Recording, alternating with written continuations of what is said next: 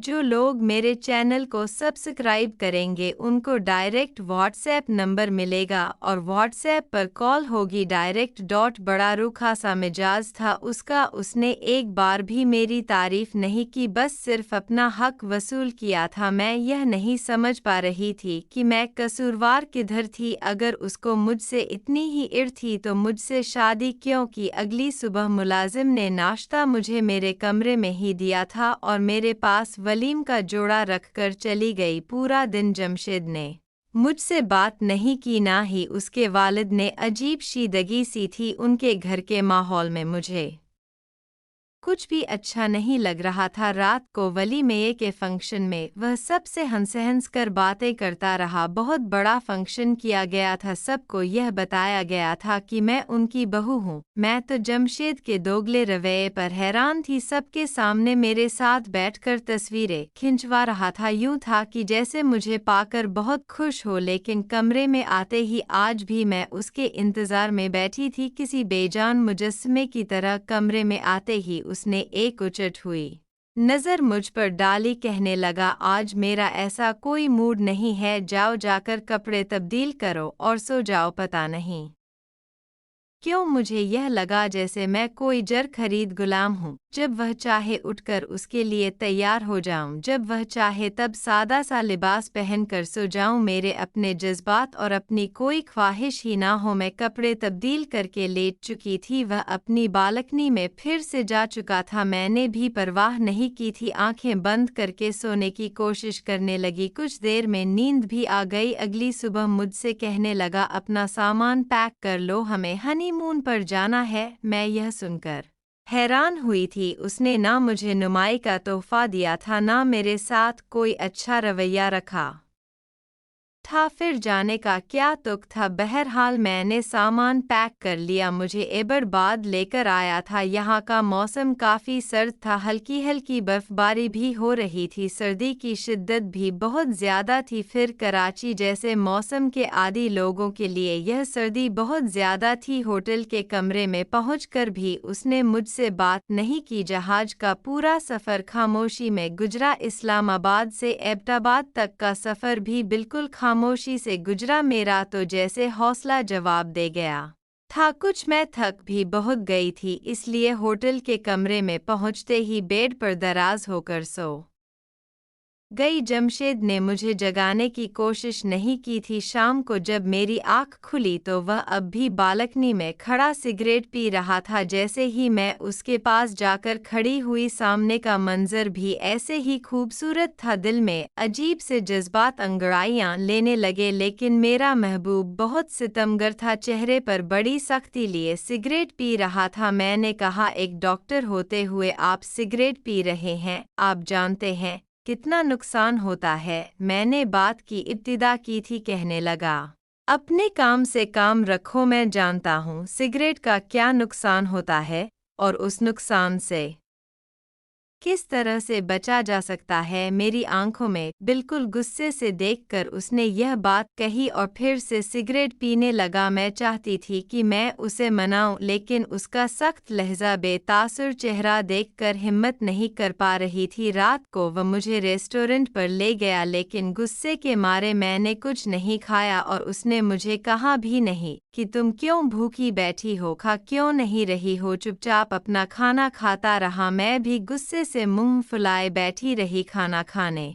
के बाद हम वापस होटल में जाने लगे तो बर्फबारी शुरू हो गई। जहां वह रेस्टोरेंट था उसके 15 मिनट की वॉक पर ही हमारा होटल था, इसलिए हम पैदल ही गए थे। वापसी में बर्फबारी इस कदर तेज हो जाएगी हमें अंदाज़ा नहीं था। मुझसे तो इस बर्फ पर चलना मुश्किल हो रहा था। तभी जमशेद ने मेरा हाथ पकड़ लिया, मुझे तेज़ी से होटल की जानिब ले जाने लगा, कहने लगा, जल्दी चलो, अगर और बर्फबारी पड़ गई तो मुश्किल हो जाएगी। होटल के कमरे तक पहुँचते पहुँचते मैं बुरी तरह से कपक पाने लगी, इसलिए मैं फौरन से रजाई में घुस गई। मुझे लगा था जमशेद मेरे साथ लेट जाएगा, मैं उससे माजर कर लूंगी, लेकिन वह बहुत पत्थर दिल इंसान था। फिर से अपनी सिगरेट की डिबिया लेकर बालकनी में चला गया। काफ़ी देर मैं गुस्से से बैठी रही। सर्दी की शिद्दत भी बढ़ने लगी। उस तरह कमरे का दरवाज़ा खड़का था। जमशिद बालकनी से कमरे में आया। दरवाज़ा खोलकर वेटर से एक कप कॉफ़ी का लिया और वापस फिर बालकनी में चला गया। क्या था, मुझे भी एक कॉफ़ी मंगवा देता। सर्दी तो मुझे भी लग रही थी। मैं भी उठकर बालकनी में आ गई। एक 2 सीटर सोफ़ा रखा हुआ था, वहीं बैठा हुआ था। घूंट घूंट कॉफ़ी पी रहा था। गर्म शल अपने गिर्द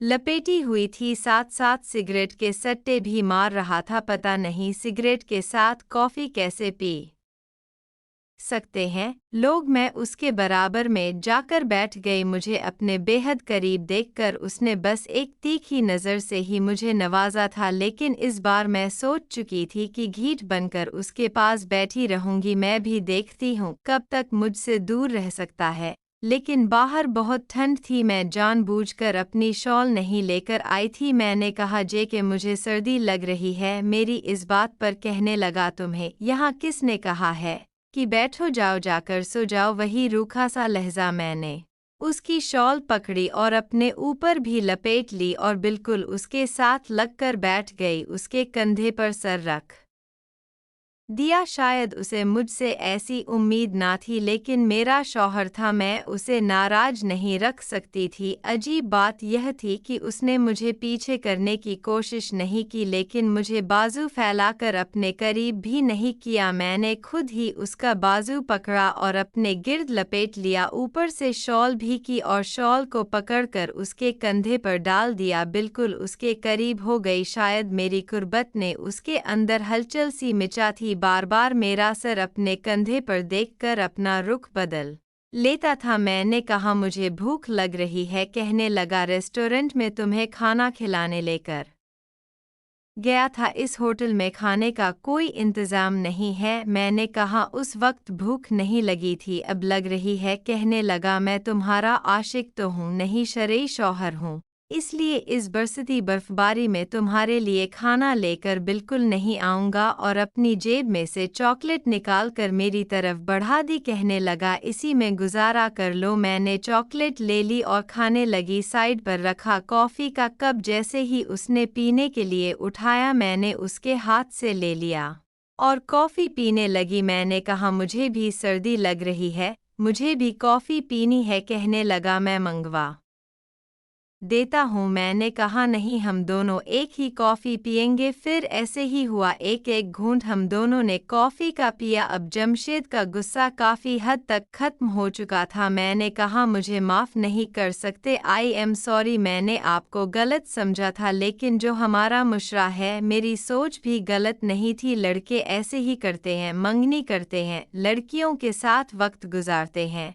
और फिर मेरी बात यहीं तक पहुंची थी कि वह थोड़े से सख्त लहजे में बोला। कहने लगा, मैं ऐसा नहीं हूँ। पहली नज़र में मुझे तुम अच्छी लगी थी। तुम नहीं जानती कि तुमसे शादी करने के लिए मैंने अपने बाप के सामने कितने पापड़ बेले हैं, कितनी मुश्किलों से उन्हें मनाया है, ना जाने क्या क्या जतन किए हैं। इसलिए जब तुमने मेरी मोहब्बत पर और शराफत पर शक किया तो मुझे गुस्सा आ गया था। हर मर्द को एक ही सांचे में डालकर मत परखा करो। मैंने कहा, गलती हो गई मुझसे है। कहने लगा, यह बात शादी की रात नहीं कह सकती थी, शादी के 3 दिन बर्बाद किए हैं तुमने मेरे। यह कहकर उसने सिगरेट मुंह में डाला था। मैंने सिगरेट पकड़ा और नीचे फेंक दिया। मैंने कहा, मुझे नहीं पसंद, आप सिगरेट पिए। कहने लगा, मैं सिगरेट का आदी नहीं हूँ, लेकिन जब बहुत ज़्यादा डिप्रेसो हूँ तो फिर बहुत पीता हूँ। मैंने कहा, क्या हम पिछली बातें भूल नहीं सकते? कहने लगा, नहीं, वली में पर तुम बहुत अच्छी लग रही थी, लेकिन तुम्हारी वजह से मैंने वह रात बर्बाद कर दी। इसका ताना मैं तुम्हें हमेशा देता रहूँगा। उसकी इस बात पर बेइख्तियार मैं हंसी थी। मेरी हंसी पर मुझे घूरने लगा। बात बहुत बड़ी नहीं थी, बस मर्द शायद यह चाहता है कि पहली बार औरत उसे मनाए, और मैंने पहल कर दी थी। फिर वह मुझे कमरे में लाया। मुझे मुंह दिखाई के तौर पर एक चेन लॉकेट दिया था जिस पर जे के लिखा था। बस कुछ मिनट लगे थे दूरियों को समेटने में। चंद ही दिन में जमशेद ने मुझ पर इतनी मोहब्बत निछावर की कि मैं खुद को खुशनसीब समझने लगी। कहने लगा, हम डॉक्टर्स के पास बस वक्त कम होता है, अपनी ज़िंदगी गुजारने के लिए सिर्फ कुछ दिन की छुट्टी दी है मेरे बाप ने। मैं चाहता हूँ इसका एक एक लम्हा हम यादगार बनाए। मैंने भी उसका पूरा साथ दिया था। एटाबाद की हर जगह उसने मुझे दिखाई थी। मुझे लगा जैसे वक्त को पर लग गए। हर दिन बड़ी तेज़ी से गुजर रहा था, एक नई दुनिया मुता हुई थी। वो सचमुच मेरा दीवाना था और उसकी दीवानगी 8 दिनों में मैं देख चुकी थी। कोई नज़र भरकर मुझे देखता तो उससे बर्दाश्त नहीं होता था। कई बार लड़कों से लड़ पड़ता। मैं तो उसके गुस्से को देखकर हैरान थी। मैंने कहा, तुम्हें हो क्या जाता है? लोग हैं, चलते फिरते हैं, अचानक से कितने लोगों की नज़र एक दूसरे पर पड़ जाती है। कहने लगा, तुम पर किसी की नज़र पड़े मुझसे देखा नहीं जाता, बर्दाश्त नहीं होता, आग लग जाती है मुझे। तुम नहीं समझ सकती मैं कितनी शिद्दत से तुम्हें चाहता हूँ। तुमने जब अंगूठी मुझे वापस की थी मेरी जान निकल गई थी कि कहीं तुम्हें खो ना दूँ, इसलिए 1 महीने के अंदर अंदर तुम्हें निकाह के बंधन मैं बांध लिया। मैं खुद को तुम्हारी जानिब बढ़ने से रोक नहीं पा रहा था और तुम इसी बात पर नाराज सी रहने लगी थी। जब तुमने मुझे अंगूठी पकड़ाई थी तो मैं डर गया था कहीं तुम्हें खो ही ना दूं। यह कहते ही उसकी आंखों में नमी थी। मैं उसके साथ लग गई। मैंने कहा, जमशेद, पहले की बात तो मैं नहीं जानती, लेकिन अब मैं भी आपके बगैर नहीं रह सकती। मियाँ बीवी का रिश्ता ही कुछ ऐसा होता है, एक शख्स 2 लफ्ज़ों से हमारे सबसे ज्यादा करीब हो जाता है, इतना कि हमारे दिल के साथ धड़कने लगता है। मेरा वापस जाने का मूड बिल्कुल भी नहीं था और जमशेद का भी नहीं था, लेकिन बहरहाल वापस तो जाना ही था। वह दिन हमने बहुत अच्छे से गुजारे थे, लेकिन घर आकर कई इनकशाफात मुझ पर खुले थे। मैं शदीद हैरान रह गई थी। डॉक्टर कमाल निहायत सख्त मिजाज के थे, उसूल परस्त किस्म के इंसान थे और जमशेद अपने वालिद का फरमाबरदार बेटा था, इकलौता भी था। जैसे ही हम वापस आए तो डिनर पर ही उन्होंने कह दिया कि कल से तुम दोनों हॉस्पिटल में अपनी अपनी ड्यूटी निभाना शुरू करो। कुछ ही दिन गुजरे थे कि जब मुझे जमशेद ने कहा कि मुझे सर्जन भी बनना चाहिए। यह तो मेरी भी ख्वाहिश थी, इसलिए मैंने हामी भर ली। लेकिन वह कहने लगा कि डैड ने तुम्हारे लिए भी कुछ सोच रखा है कि किस फील्ड में तुम्हें स्पेशलाइजेशन करना चाहिए। यह बात मुझे बहुत हैरान कुन लगी। मैंने कहा, जमशेद, इसमें तो मेरा इंटरेस्ट होना चाहिए। डैड को क्या पता कि मैं क्या करना चाहती हूँ, मुझे किस चीज़ में दिलचस्पी है।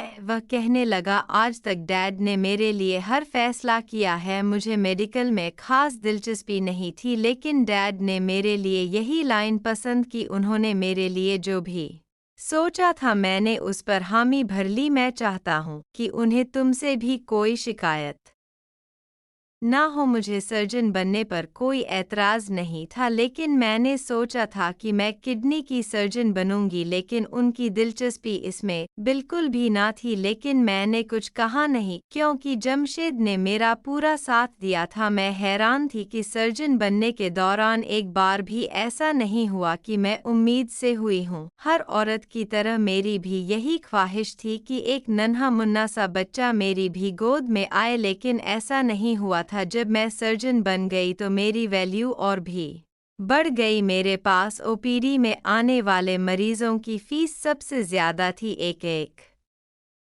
सर्जरी की फीस डॉक्टर कमाल लाखों में लेते थे। मैं अपनी पूरी ईमानदारी से अपना फ़र्ज़ निभा रही थी, लेकिन जो बात मुझे परेशान करने लगी वह अजीब थी। गो कि जमशेद की मोहब्बत में कोई भी कमी नहीं आई थी, लेकिन मुझे